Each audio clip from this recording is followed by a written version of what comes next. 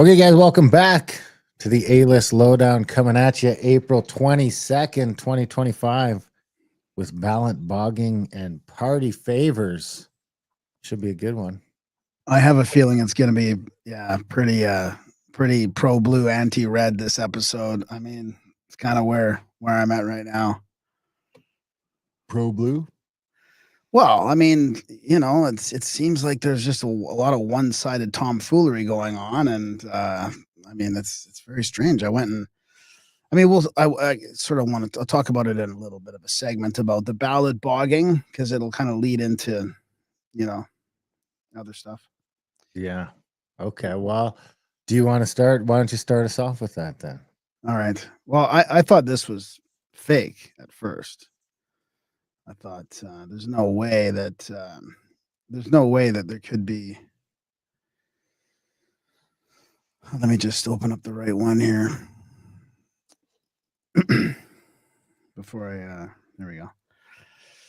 So I was like, there's no way this is like a real ballot, right? Like, are they really going to this level? Are they stooping to this level? Like, how, for one thing, how is this allowed? So what this is? Oh, yeah, I know this. Yeah. Is it real?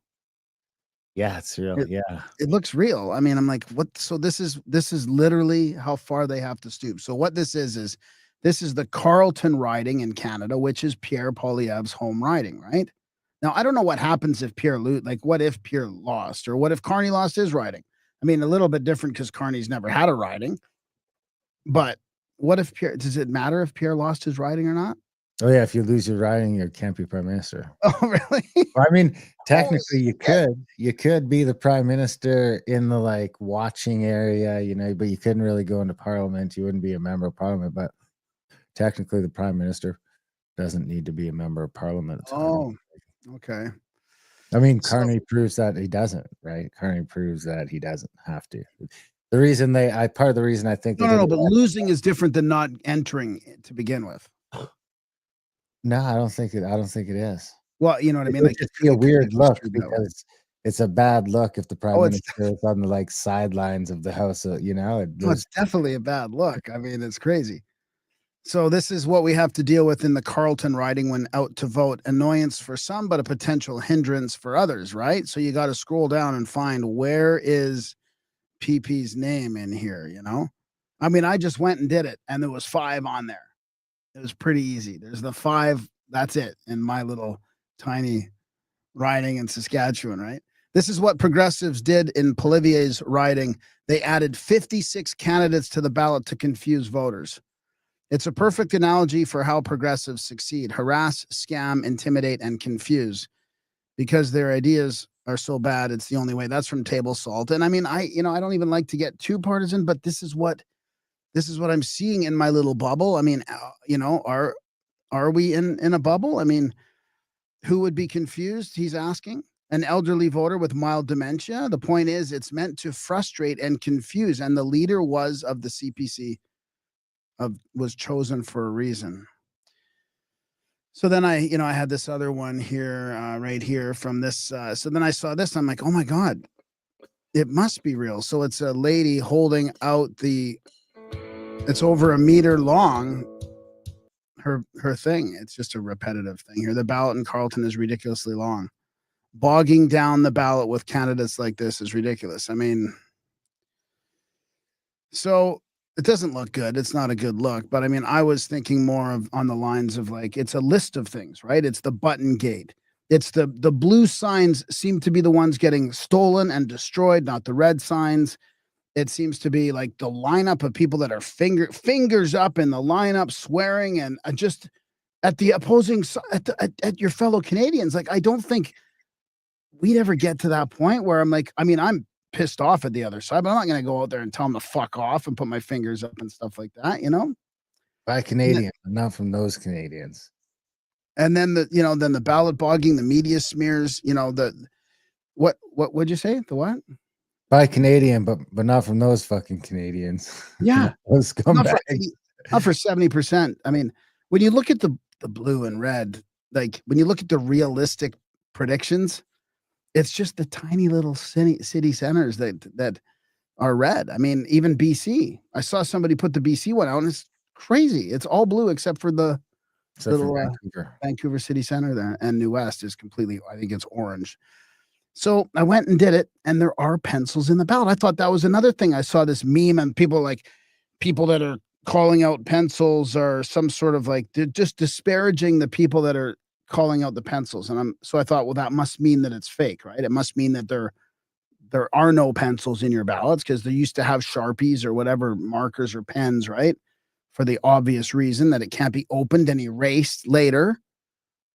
I mean, I always trusted our voting system, but why on earth would they put pencils in there now? Hasn't it always been pencils? No, no, Was I don't think it has. No, I think it's always been pencils. no, Isn't that usually like the little mini pencils, even the little like golf ones? I don't think so. I don't remember. I always remember thinking it was pens or Sharpies. I'm gonna see what my assistant I mean, says. maybe that's why, because it shouldn't be a conspiracy because it's always been that way, I guess. I mean, I just can't believe that paper ballots means paper and pencil. I mean, that's not what people mean when they say paper ballots. They mean paper and pen. So you can't just take a box away and erase them all and put an X on the next guy over. I mean, but let's see Okay, what here's what the Machina says. Machina.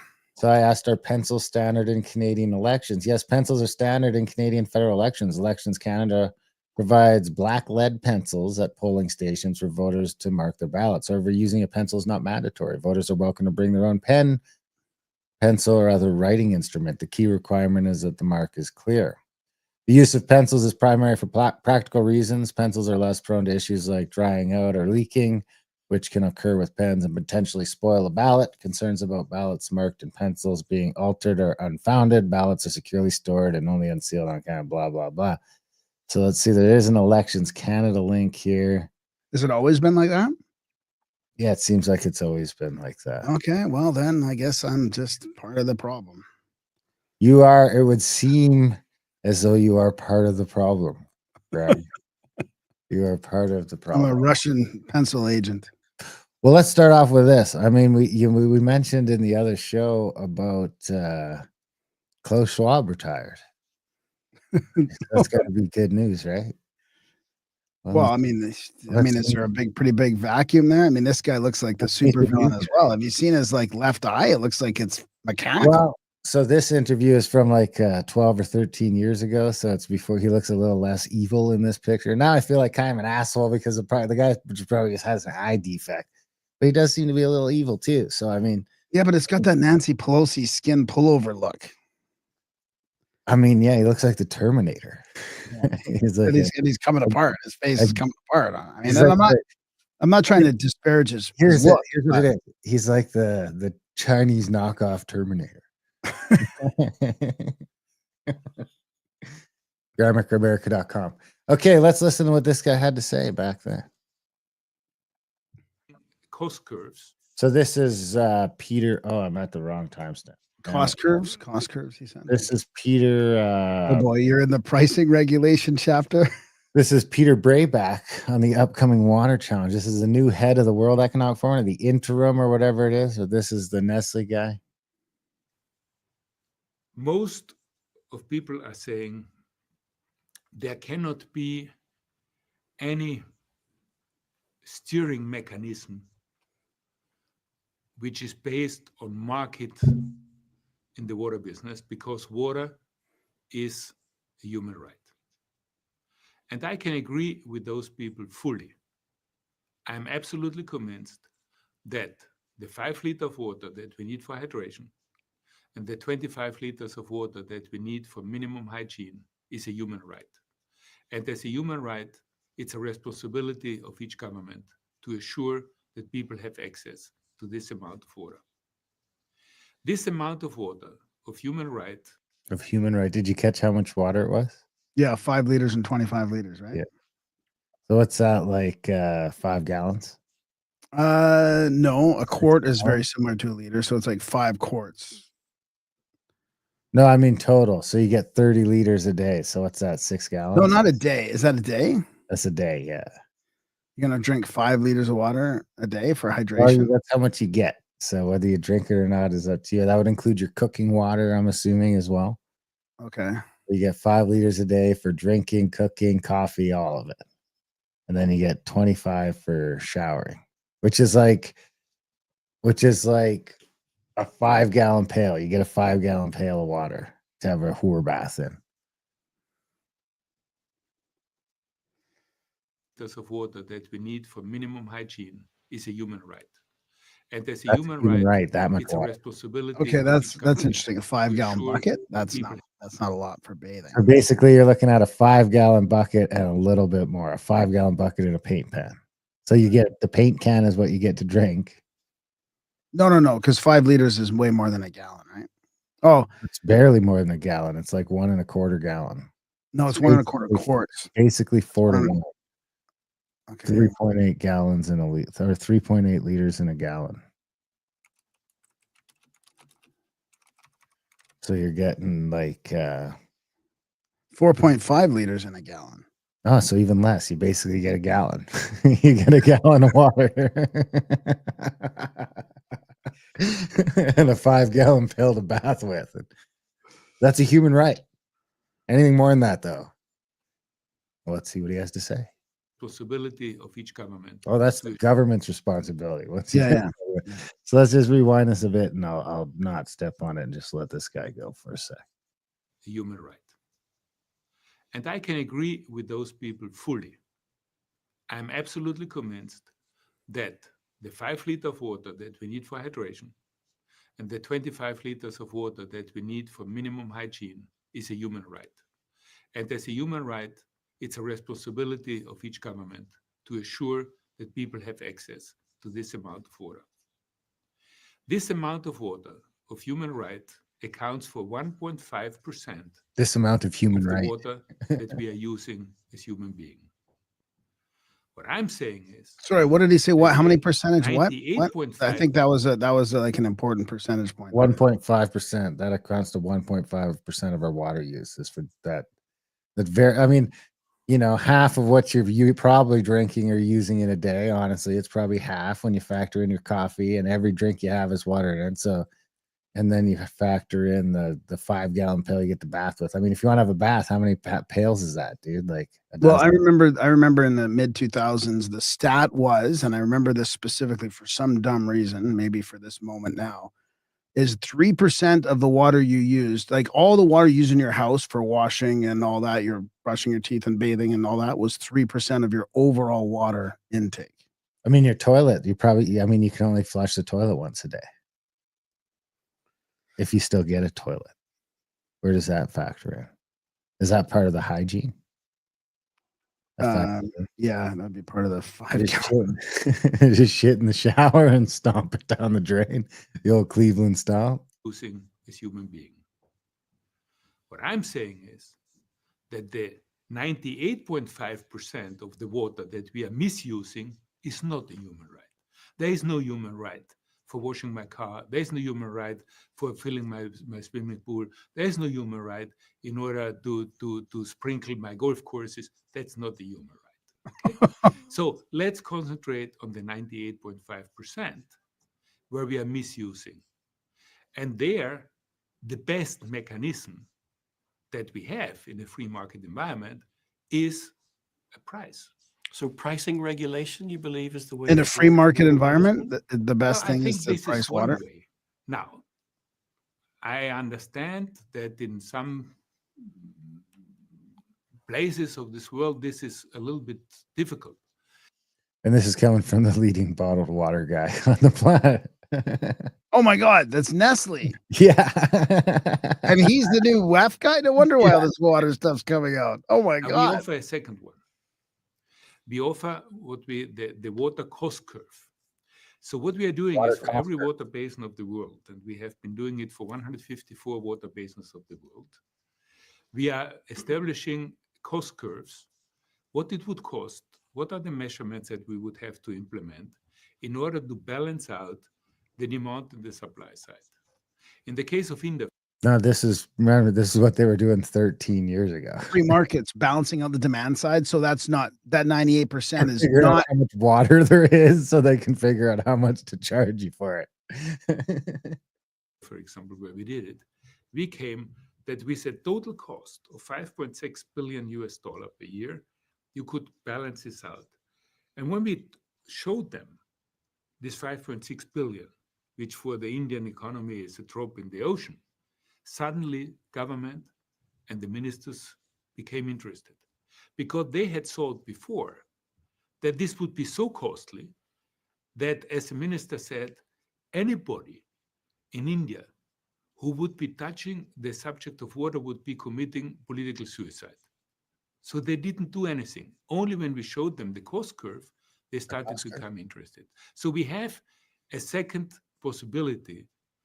The third one is what we are doing, for example, at Nestle. At Nestle, we have established a shadow price. Shadow price. So we start with 1 franc per cubic meter of water, up to 5 francs per cubic meter of water of a price, depending whether we are in a water rich and a water poor environment. Water rich or water poor. But then we establish this cost, which is a shadow cost, in order to see whether economically we can invest into water saving or water efficiency investments. But you need to have a value for this in order to be able to do. So there are 3 different ways how you can do that. All right, that's probably enough of this guy. Well, I mean, it's interesting because I commented, I saw a clip going around that wasn't that clip. It was a different clip. And it was meet the new chairman of the WEF who believes access to the most abundant resource on the earth isn't a fundamental human right. Now, when I listened to the clip, he was like, there's 2 options, the NGOs controlling it, or the other thing is his Privatized. Yeah. And I'm like, so you would rather have the NGOs control water and make sure everyone has access? Either of these options seems crazy to me. And some guy responded like, I'm glad I'm not alone with this thought. But yeah, I mean, leaving it to the NGOs is not an option either. And the problem is that there's desalination technology that's not ever getting talked about. That's been in place for a long time. They can desalinate water. We have all the oceans. I mean, this shouldn't even be an issue. It's all these people meddling again in the economy and in these supply chains that make it sound like it's all free market, but it's not. I seen Bear Grylls drink his own piss with like a homemade bottle contraption. Right. I mean, I don't want So I seen you favorite that comment. So I figured I might better get my segment in here first in case you are planning on doing the same segment. I'm gonna want to make it. Did you have it? No. So this is the Policy Horizons Canada. I think we missed this. I don't think we went over this in January, did we? No, I don't think so. Anyway, this is the one that's going a little viral right now because Pierre's been talking about it. But so this is from January, actually. This is from, so this would have been pre-Carney, right? No, did we know about Carney already by then? We had a pretty good idea he was coming, I think. So this is from Policy Horizons Canada. What's Policy Horizons Canada? Are you really asking me? Is that rhetorical? No, I don't think it's rhetorical. I think it's just worth knowing before we get into it. I think we've gone over that place before. It's my probably Wi-Fi's being a prick. God damn it, Elon. Could be me. I've been burping here, so. Oh no, it's saying that it went up a bar. It went up a bar. In the meantime, David F. In the chats, thanks, David, for your comments. He says the BC Liberal government sold water rights to Nestle for peanuts more than a decade ago. So Policy Horizons, this is from Grok, is a strategic foresight organization. That's an SFO and not an NGO. Within the government of Canada, it uses foresight to help the foresight. That's just like what a concept. Wow, it uses foresight as an organization to help the federal government develop future-oriented policies and programs that are robust and resilient in the face of disruptive change. The organization identifies potential disruptions, and explores plausible future scenarios over the next 10 to 15 years, focusing on areas like economic, social, and governance, ESG, futures. It does not provide policy recommendations, but actually that's not the same ESG, by the way. It's environmental, social, and governance, not economic. It does not provide policy recommendations, but aims to empower decision makers with future-oriented oriented mindset. Huh. All right. Well, let's get into this paper. This was interesting enough, as David points out in the thing, it came out the day after Trudeau announced his intention to resign. Oh my God. Is this the one David was talking about in here then? Yeah, this is Did the you one. guys see the paper put out by the Liberals Privy Council? Is this the one you're talking about? This is the one. Yeah. So this So was the one that Pierre was just yeah, the mentioning? one Pierre was just mentioning as well Okay. too. So Okay. I dug it up. Let's just do. I didn't highlight this, but let's just do the introduction quick anyway to get an idea what it's about. Social mobility lies at the heart of the Canadian project. The Canadian project. That's a weird way to put it, isn't it? Are we a project? We're not a real we're post national. We're a project now. So social Post mobility, national project. That's post national Canadian project. Many people in Canada assume that following the rules and doing the right things will lead to a better life. Anyone can get an education, work hard, buy property, and climb the social and economic ladder. This is an informal but powerful promise. However, things are changing. Wealth inequality is rising. Children are already less upwardly mobile than their parents. Policy Horizons has explored some of these changes in Future Lives 2022 and Basic Needs at Risk 2023. More recently, Disruptions on the Horizon 2024 report suggests that downward social mobility might become the norm in the future. The scenario below paints a picture of Canada in 2040, in which most Canadians find themselves stuck in the socioeconomic conditions of their birth, and many face the real possibility of downward social mobility. Well, this is neither the desired nor preferred future. Policy Horizons strategic foresight suggests it is plausible. Thinking about future scenarios helps decision makers understand some of the forces already influencing their policy environment. It can also help them test the future readiness of assumptions built in today's policies and programs. Finally, it helps identify opportunities to take decisions today that may benefit Canada in the future. So let's scoot down here to housing in 2040. In 2040, owning a home is not a realistic goal for many. Most new homeowners get help from family members. Some take out intergenerational mortgages and have several generations of family living together. Others enter alternative household mortgages with friends. A growing percentage of homeowners also own rental properties. They oppose policies to expand the housing supply or freeze rents. Inequality between those who rent and those who own has become a key driver of social, economic, and political conflict. In 2040, people see inheritance as the only reliable way to get ahead. Society increasingly resembles an aristocracy. Wealth and status passed down the generations. Family background, especially owning property, divides the haves from the have-nots. Now remember, this would have came out from the Liberal government. In 2040, people rarely mix with others of different socioeconomic status. Hang on, this is under social siloing, right? Social siloing, which to me sounds kind of like the UK is now. Algorithmic dating apps filter by class. Gated metaverses like real life offer few opportunities to meet people from different backgrounds. It is hard to move up in the world by making social connections that could lead to long-term romantic relationships, job opportunities, or business partnerships. Social relations no longer offer pathways to connections or opportunities that enable upward mobility. Aspirations and expectations. In 2040, aspirations for social mobility among youth are at odds with expectations of immobility.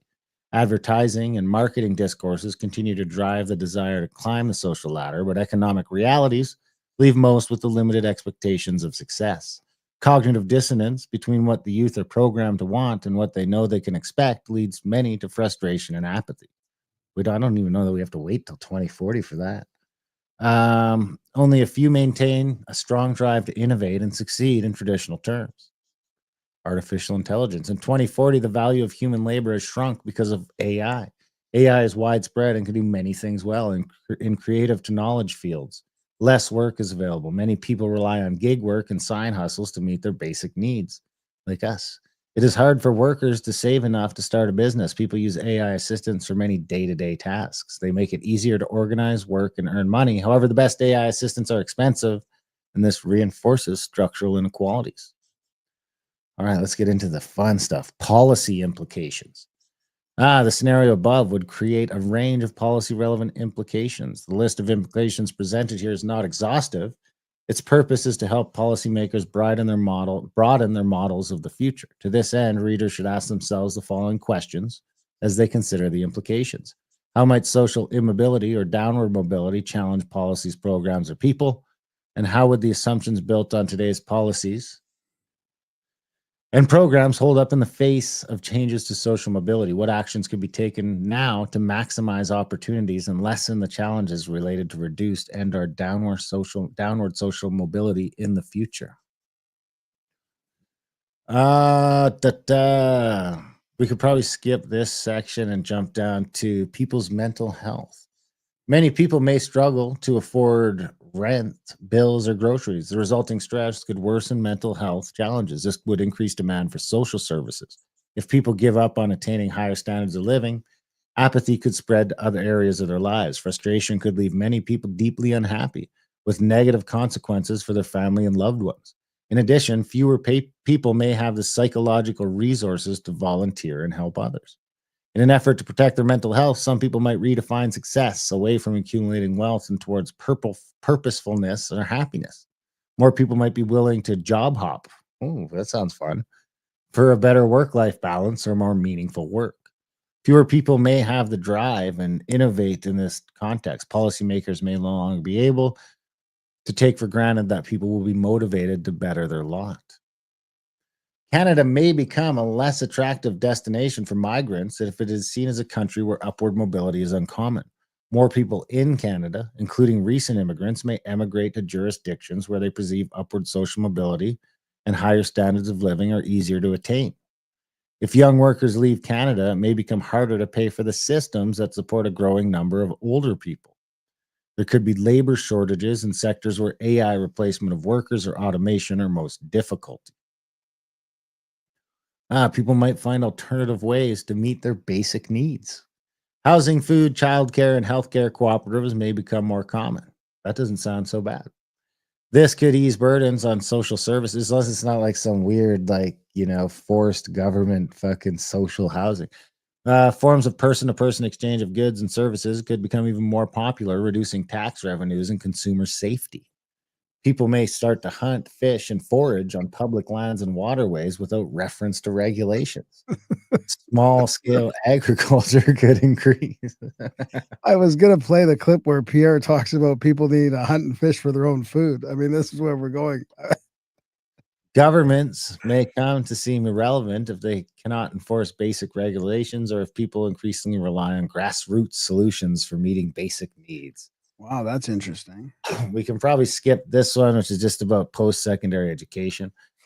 People may reject systems they believe have failed them. People who work hard but see little reward may look for others to blame. Some may blame AI, big tech, CEO, and social media unions, or capitalism. They could demand tighter regulations, tax penalties, or profound revisions of certain systems. Some may blame the state. They may attack policies believed to be in favor of older cohorts who benefited from the era of social mobility. In extreme cases, people could reject the state's legitimacy, leading to higher rates of tax evasion or other forms of civil disobedience. Some could say that civil disobedience is essential to free society. Some may choose to blame those with capital, whether it is social, economic, or decision-making capital. Others may choose to blame immigrants or another identifiable group. If such scapegoating becomes widespread, it could generate serious social or political conflict. Well, have you seen the people defining what civil disobedience is these days? Like, it's been redefined. Now it's like, oh, we can vandalize Teslas and it's civil disobedience. I'm like, I don't think that's what it means. Declining social mobility, conclusion here, last couple of lines.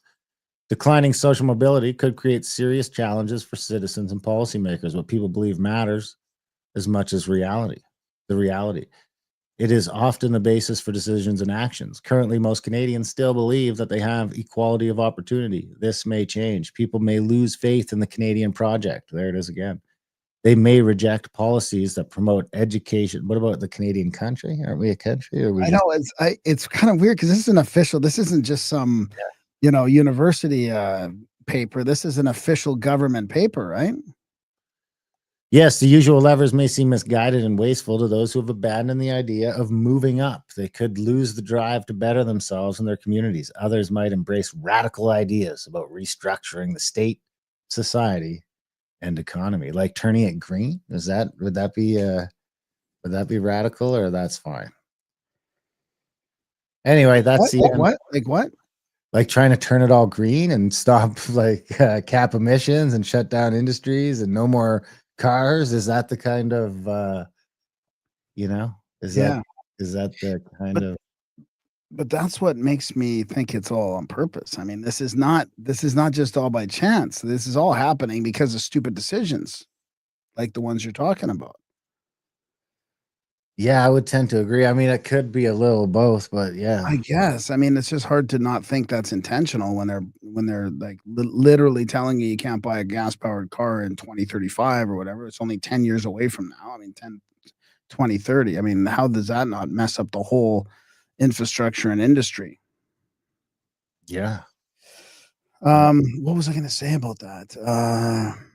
So what's the solution then to all that? Like, what would be is there any recommendations? Like, let's just go full blown communist and we'll have to just give everybody UBI and like UBI. I mean, this is where we're headed if we kept going in the same direction we were going.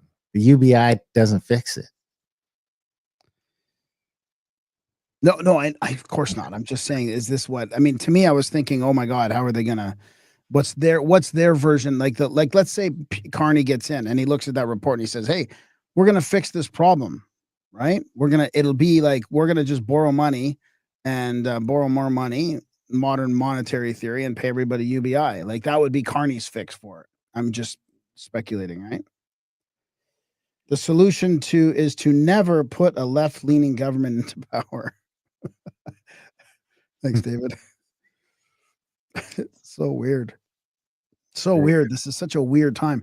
It's going to be so interesting to see with this election. I mean, I've really changed my whole philosophy on the voting and the election because of this, where we're at. I mean, I think I even changed it since COVID, when we were like, oh, you can't vote your way out of this. It's all, destroyed. It's like, well, now it sure feels like we can vote our way out of it to a certain point, at least to slow it down a bit. I mean, you know what I was thinking about too? Do you think there's a Trump effect on politicians actually having to follow through with what they say? Because I remember growing up, I'm like, they never do what they say they're going to do. Like campaign promises were always the thing, right? Campaign promises, but Trump comes in and either, did they? No, that's what I'm saying. But now, now they have to in some ways, right? Because some politicians are actually going in and doing what they say they're going to do, which is a sort of a new shift in geopolitics. So Trump coming in and saying he's going to do these and then signing the EOs and actually getting them done. Now it's going to force people like Pierre, if he gets in, to do the things he says he's going to do. Because if he doesn't, I don't know about you, but I'll be pissed off if we see the same old. Yeah, I agree. I agree. That's to say, it's just, the only thing you're guaranteed are death and taxes. David says, I voted yesterday, never looked at the boomers in line with such suspicion. I know, me too. That's so funny. So, all right, what do you want to do next? Well, I mean, I guess I could do, here, let me just play a couple. Let me just go through some of my things here, which are fairly short. This one here is just from Champagne Joshy here. He's like, oh no, this is the wrong one. This is the water quote. Sorry. I don't want to play that. Where's the other one? This one. So this is from Daisy Media. This is like Carney's, he's moved all his signage from this very nondescript building here and around his Nepean campaign office. Yeah. So all the signs have been taken off this building, but if Denny slows down for a sec, slow down, Denny. Oh, you can see right in there. Yeah. You can see in the very inside. There you go. Oh, yeah. So all of the signage has been taken down. There is nothing indicating that Mark Carney's campaign office is in here. But it is. If you look through the 3 layers of tinted glass, you can just make out the signs. It's interesting. Mark Carney has removed all the signage from his campaign office. What are you hiding, Carney? Well, I mean, he knows, right? He knows people are not happy with what's happening. Here's was this me here? Journalists were what the fuck is this? How is this? How did I get to this one? Where does the other one I wanted to play? See, I got all my things organized, and now I've lost control. Here it is. So speaking of your WEF guy and all that, right? And Carney, I mean, I never thought that this seems real, but you will never hear Carney say this, of course. This is from Concerned Canadian. Carney is a WEF-aligned globalist. It's time for Canada first. We will reject all of these schemes, and I will ban all my ministers from any involvement in the World Economic Forum.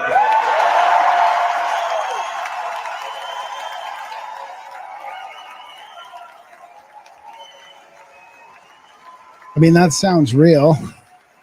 Eh? I mean, I will ban all my ministers from any WEF, I don't know what he said, connections or affiliations or work. I mean,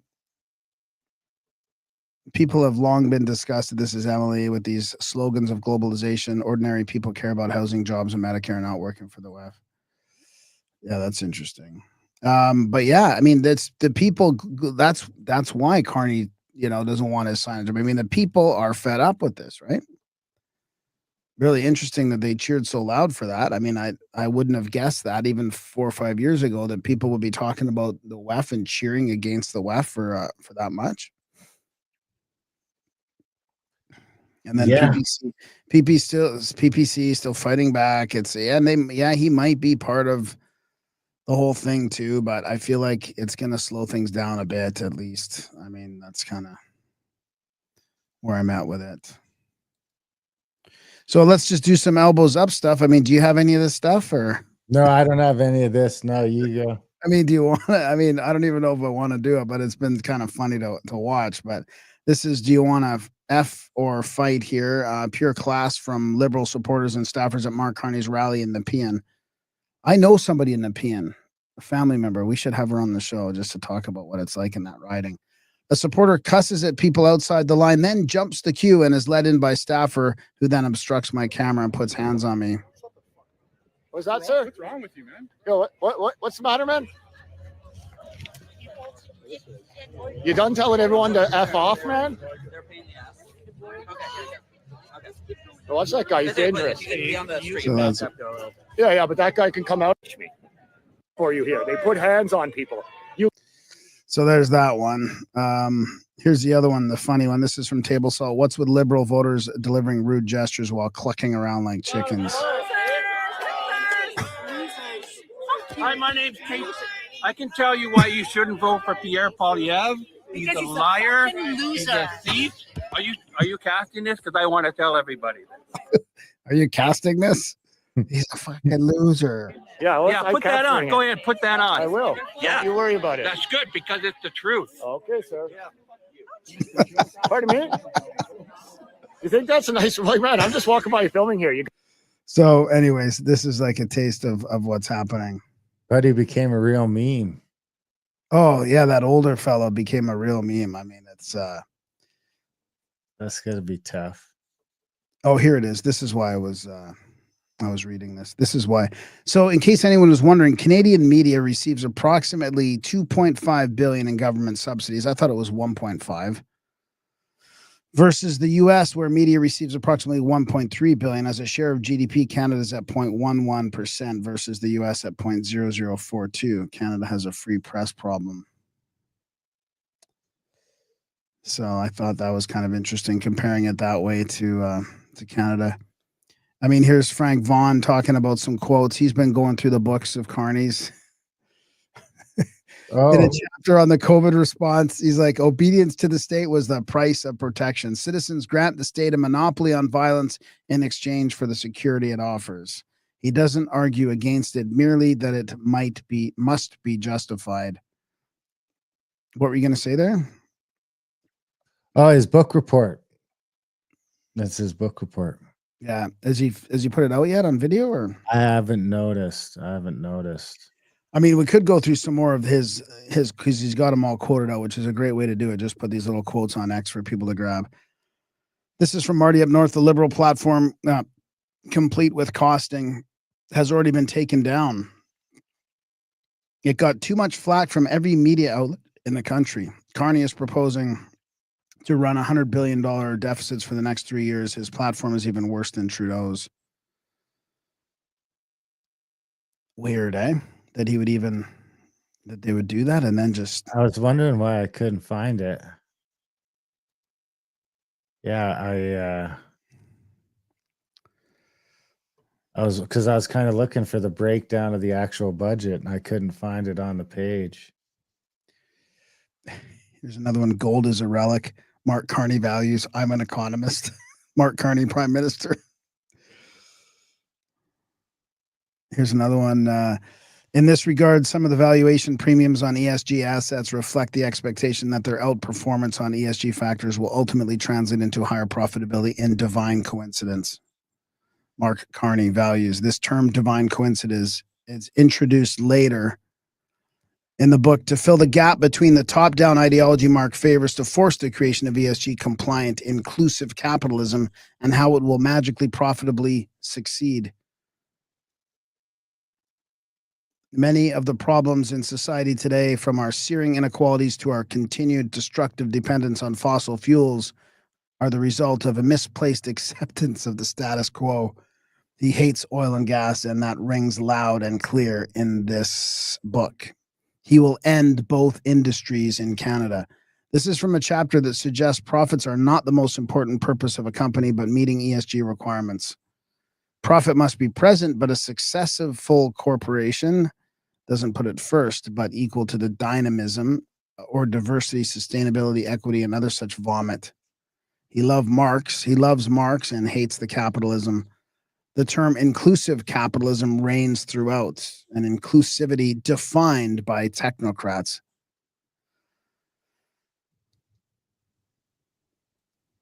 Technocrats. Yeah. Ba-da-ba. All right. Well, let's do this. Let's jump over to this. And I just wanted to just take a quick peek at this. I mean, it was kind of that. I think I didn't get a chance to get into the conservative one yet, but I'm going to do that for the next show, which will be, what did we say? Tuesday, Friday? Is that? I got to work Friday now. I can't do it. So got to work day job Friday. Aha. I haven't told you about that yet. I haven't told you. We have to do it either Friday evening or Thursday during the day. Friday or Thursday is fine. Anyway, we'll do it. Well, it'll be good to get one out before the election. So Right. this is the plan. Like I said, that lost a lot of the budget stuff. Now let's jump over to, I just want to jump to the secure page for right now. I mean, we know there's a bunch of craziness in it already, but this page I thought was particularly interesting. I mean, right off the start, it talks about the world increasingly dangerous and divided. Now more than ever, we need to secure Canadian sovereignty by strengthening our military, making our communities more resilient, protecting ourselves against growing threats, including in a warming Arctic, where we must work in collaboration with Arctic and Indigenous peoples so that we are prepared to face a hostile Russia or emboldened China. That's really interesting because they don't mention the States being the huge problem on that one. Well, let's jump down to this because now It is kind of weird. It is kind of weird. We get to go down here and he talks about rearming. In a world of growing threats, Canada must be equipped to detect and deter those who would attack our sovereignty. Should there be a comma there? I'm not sure there should be.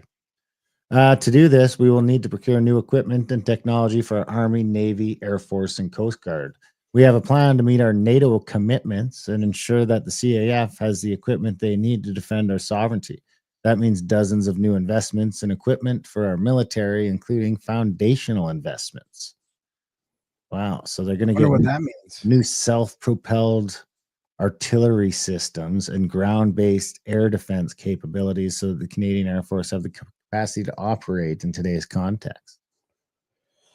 They're going to buy Canadian whenever possible, prioritizing Canadian raw materials such as steel, aluminum, and critical. Who's they? The government. The government. I mean, it's kind of hard to believe they weren't doing this already, that we need to campaign on it. I mean, I'm not going to tell anyone else where they have to buy their stuff. It's good to support Canadian stuff. But the government should be like buying everything they can from Canadians, you would think. Anyway, so reinvest, and rearm. Let's go down a little bit here.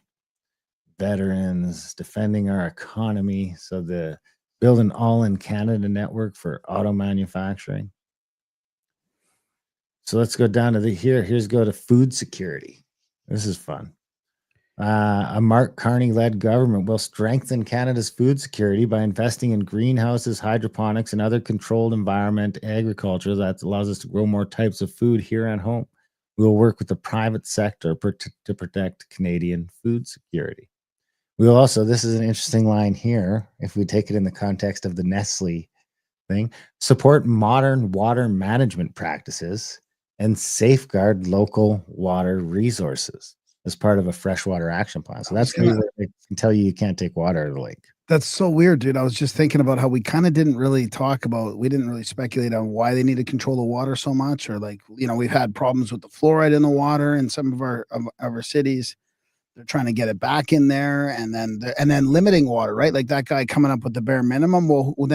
So he doesn't think you can't wash your cars and you can't do these things. So where does it end, right? Where does this control end? And what are they trying to do? So let me just read you this paragraph and tell me if you think ChatGPT wrote this. Ghost gear, lost or abandoned fishing equipment, traps and kills fish, marine mammals and seabirds, damages sensitive habitats, and litters coastlines. We will work to clean up ghost gear through new innovations such as AI-powered data analysis and satellite imagery, GPS-enabled buoys, RFID tags, and acoustic sensors to retrieve ghost gear in real time. These innovations will reduce harm to marine habitats, protect fish stocks, and keep fishermen and women safe.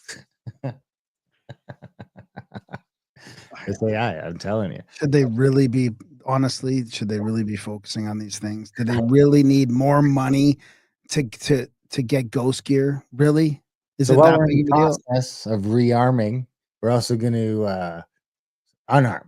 So we're going to keep our communities safe, to keep guns off our streets. We'll continue to take action to keep assault-style firearms. They banned my 22, just for the record.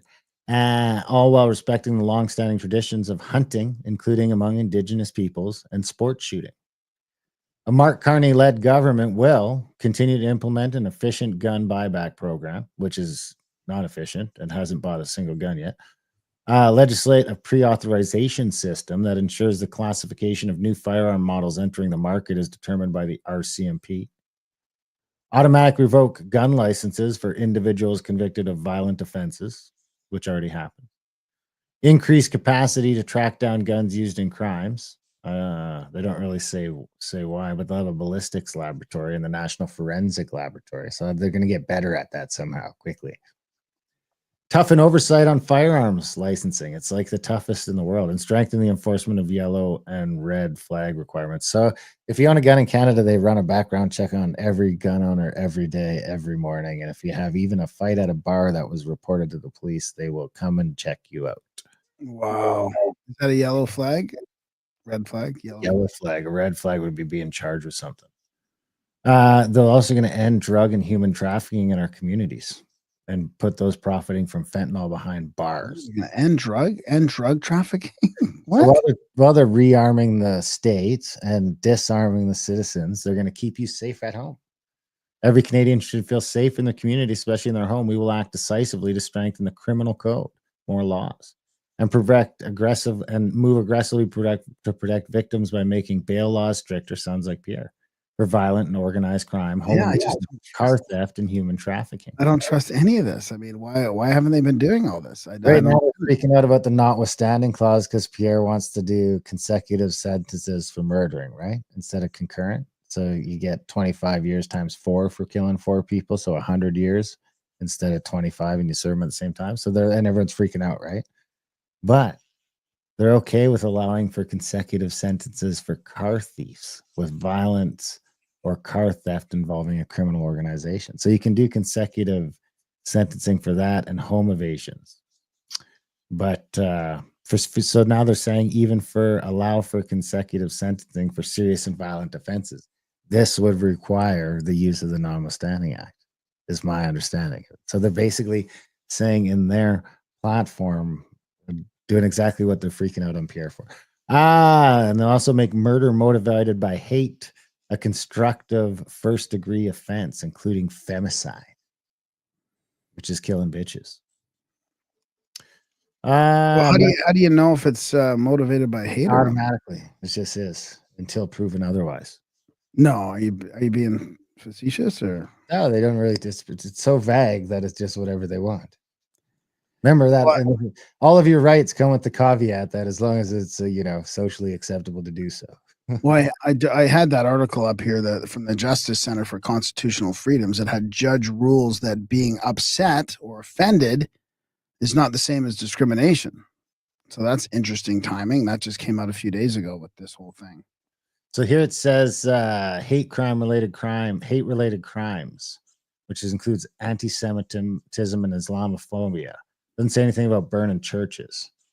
Mark Carney-led government will introduce legislation to make it a criminal offense to intentionally and willfully obstruct access to any place of worship, school, or community center, which will end up being Parliament. Burning it down? Is that obstructing access? Make it a criminal offense to intentionally and willfully intimidate or threaten those attending services at these locations. Protect the safety of the gays by maintaining and supporting a Fiat Canada Pride and administrating funding for security needs at Pride festivals across the country. And address the rise of hate by implementing Canada's action plan on combating hate. So, great. There we have it. Well, that's probably good. I mean, let me just share this quickly then, because this is kind of one of the things I wanted to talk about as well. That speaking of hate at the end there and all that, this is that thing I said about the judge ruling that being offended is not the same as discrimination. So how do they decide all that stuff, right? So pleased to announce Nova Scotia Supreme Court has dismissed a discrimination complaint on the basis that there is no right not to be offended. So like if you offend me for being, if I'm like insulted for being short, that's on me to be offended. It's on you. In her decision, Justice Denise Beaudreau ruled that being upset or offended is not the same as discrimination. Wow. It's unbelievable. This has to come from the Supreme Court to make some common sense here. The outcome is a significant victory that upholds the rights of Canadians to express controversial views in public without having to fear being charged with discrimination. In 2019, a student accused St. Mary's University and the Society for Academic Freedom and Scholarship of discrimination after Professor John McKinnon had published an article critiquing the state of academic integrity in post-secondary institutions. The student, only referred to as Q in the publication, soon realized she was its subject. 13 months later, she filed a discrimination complaint against the university. The commission conducted an initial investigation, blah, blah, blah. On July 30th, 2024, reviewed the commission's decision to escalate the case by referring it to a board of inquiry. I just want to get to the point here. In addition to pointing out procedural unfairness due to unreasonable delays, the society argued that there is no evidence of discrimination, that human rights laws do not exist to prevent hurt feelings, humiliation, or offensiveness. On the contrary, discrimination laws are meant to address only the most extreme type of expression that has the potential to incite or inspire discriminatory treatment against protected groups on the basis of a prohibited ground. Yeah, so that's good. What? That's how they get you. That's good news, eh? I mean, this is a step in the right direction. A step in the right direction. What is that? Oh, that's you checking my my math on the gallons. Yeah. And I was wrong. It's a good thing you did. Yeah. All right. Should we get out of here then? Well, I do have one more thing that it's about the Drea Humphrie, that the CBC correction that they put on there about the schools and the churches, the residential schools and the churches, because Rebel News asked that that question in the Scrum, and then they got canceled for the English debate. Yeah, I had a list of Was it Rebel? I thought it was Juno and True North. No, and it was Rebel. Juno and Oh, True right. North. Rebel got in there too. It was all three of them. You want me to read what Dre said about that? I mean, it's pretty important. It's her like basically her she had some time to think about what she witnessed and she put it down in X. You want me to read it quickly and then we'll end there? Yeah, that works. No, I didn't stop recording yet. Because this is the response quickly. This is from the Resistance Coffee Co. But he actually said these words in that order. So like this is gonna be hard for you to believe. Michelle Cormier, executive director of the Leaders Debates Commission, right? So executive director of the Debates Commission, told CBC News that he wasn't aware that Rebel News had registered as an official third party. There's only so much we can do to control free speech, he said. There's only so much we can do to control free speech. I remember that now. Here's Drea Humphreys. Here's her thoughts on this. I think it's worth reading. So I've had some time to think about what I had witnessed at both what actually happened behind the scenes with the media at the debates and what the legacy media has been reporting about. The rebels were professional in there, despite being heckled, sworn at, assaulted, having paper thrown at us, berated, lied about, followed by the media regime's constant reporting. It was more like bullying. So just for context for our US listeners and stuff too, if there's any, that this is like as close to Fox as we have in Canada, but they're like the redheaded step kid. They get beat up all the time from all sides. They're pretty partisan, right? They're very much right. They are right wing, and that's kind of one of the things I didn't like about them is they're almost too much supporting the mainstream right. But I mean, they're pretty honest about it. I mean, they're literally saying we're not journalists, just far-right agitators or activists with a website who ask questions they don't like. Meanwhile, they don't even pass for the most basic ethical standard of journalism, reaching out to the subject of the report to verify facts. The only ones who did prior to the Scrum being canceled and after many reports went out with misinformation about us was the other independents, like Juno and True North, right? Like the ones you're talking about. Is it True North or Northern Perspective? I get these all mixed up here. True North. That's because the legacy media bullies hate us so much they don't want the facts. They wanted us gone and they wanted our questions because this is not normally allowed. Like normally this was an odd Scrum where actual independent media were allowed in. I mean, normally in all these circumstances with the politicians, it's just the legacy media that's funded by the government is allowed in. They wanted us to gone and they wanted our questions, the ones that hold leaders to account, gone too, because in a way our questions held them to account too. They penetrated the echo chamber they've built with our tax dollars and exposed to some of their consumers that there's been another side to the stories they've been selling. At first, after seeing some of their false claims they made about us both on camera and in person, I thought they were just flat out liars. But after having more time to digest and recap, I believe what the rebels just witnessed was mass psychosis. Not the slow, drawn-out, boiling frog kind that we saw during COVID, but an accelerated kind. This is interesting. This is what I'm feeling too in my senses, where they sense the grasp they once had is slipping as more and more of the public distrusts their biased media. Someone has to pay for that, so they've zoned in on the commission who didn't want to keep breaking the law to keep us out, so they let us in. They came for the commissioner's blood, and they got it. He's such a frail man, so weak looking physically, and by this cowardly action. I don't say it to be mean. Look him up. He just is. I guess, is that him maybe? Is that what they're... Right? And the debate commission was set up for this, and people are now calling for it to be completely scrapped because of what we saw last night. I just wonder if you think there's a loss of public trust in the function of this organization. I think the public will judge us on the debates themselves. Yeah, that must be the guy.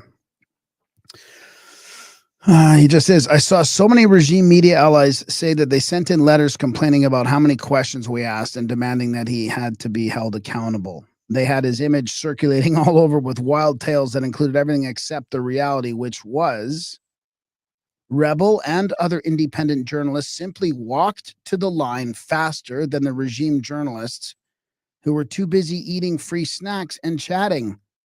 We took our time there, seriously. We wanted the public we represent to feel we did a good job for them, and we know we have to earn that. Unlike the regime media, which gets our tax handouts to act like a mean girl club instead of focusing on the debate. They simply lost their minds that we did a better job than them, and I assume some even got in trouble for dropping the ball. Not all of them, of course, lost it, but a startling amount. The ones who weren't completely unhinged stayed silent or even commended those who were. They all stood by and watched or heard the assaults on us and did nothing. Some leaned into it. Some leaned into the mass psychosis even harder, like the journalist who kept yelling at Ezra that we had 13 people there and that the real Keane was one of them. Keane. And the guy was shaking like it was. There's a bunch of videos going around. I don't want to play them all and stuff. Yeah, I've seen it. It's it is pretty gross and pretty crazy. I just feel like we're coming to a head on all this peak division. No matter how many times Ezra told him that wasn't true, he insisted it was. And his proof, he saw Kian and Ezra talking, and Kian showed Ezra something on his phone. I'm laughing, but it's not funny. The guy wouldn't listen to reason and was literally shaking with rage. At one point, I walked up to a journalist who was sitting near me when the Hill Times reporter lost it. I asked if he was going to be truthful about what he saw in his coverage, and he said he was going to try. Try? What do you mean, try? And the CBC, they took their strongly held false belief to a whole other level. They had spread false information about us and shut the facts down anyway. Anyway, I'd better try to sleep. What an absolutely bizarre experience. Also, here is close to the beginning of the incident. And those mass psychosis have been blaming on Rebel. I was there. Hill Times reporter Stuart Benson, completely out of nowhere, whipped around and started arguing with Kian, who kept calm and just made Benson more. So there's anyways, I'm not going to play all that, but that's it's all there. I'll put a link in the show notes as usual when the audio comes out. And yeah, just interesting drama in Canadian media. It's good times. Yeah. All right, I gotta piss real bad. So all right, let's wrap this sucker up. Over to alist.ca if you want to support us. There's a link to do so there. And of course, check out Grimerica.ca for everything we're up to. There's other podcasts, trips, books, everything else. Other than that, we love you guys. Tell your friends about the show. Like and subscribe if you're watching on YouTube. And tell your friends. Keep listening. We love you. Thanks for listening. And we'll see you next week.